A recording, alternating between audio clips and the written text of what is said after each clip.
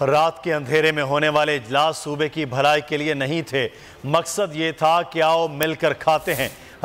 हलीम आदिल शेख ने कहा, दोनों जमातें 30 साल से सूबे की तबाही के जिम्मेदार हैं।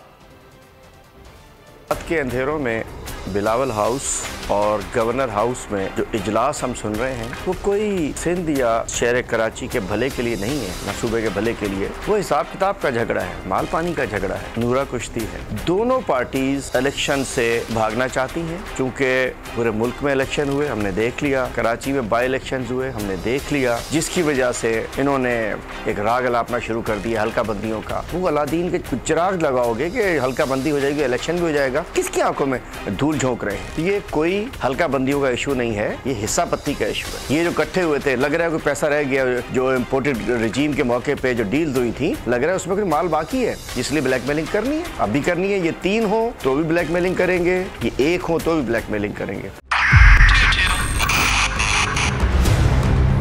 2022 बहुत सारे तोहफे भी देके गया पाकिस्तान की आवाम को। पाकिस्तान की आवाम को एक तोहफा ये दिया कि आवाम को पता चल गया कि पाकिस्तान का मीडिया क्या है। हक और सच का सफर साल 2022 में बोल रहा नंबर 1। हमने बहुत सारे शोज और ट्रांसमिशंस की, पूरा साल मुसलसल जदोजहद में निकल गया कि ये वोट ऑफ कॉन्फिडेंस के पीछे कौन लोग थे। तोड़े रेटिंग के सभी रिकॉर्ड, एंकर्स ने भी आवाम में सबसे ज्यादा मकबूलियत पाई